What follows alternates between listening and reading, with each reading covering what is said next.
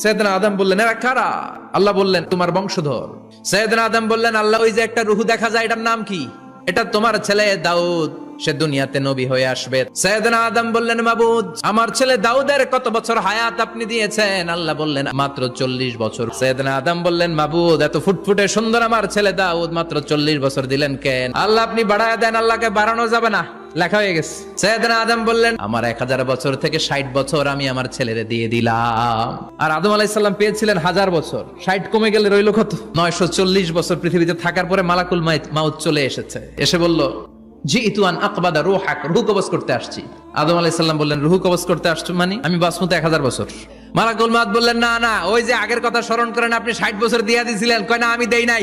মালাকুল মাউত বলে আল্লাহ ঘটনা দেখেন, দিয়া কয় দেই নাই। আল্লাহ কয় থাক কথা কইস না, আয়া পর। ভুলে গেছেন উনি। সেদিন থেকে আল কিতাব ওয়া শুহুদ মানে লিখে রাখার সিস্টেম আর সাক্ষীর সিস্টেম চালু হয়েছে।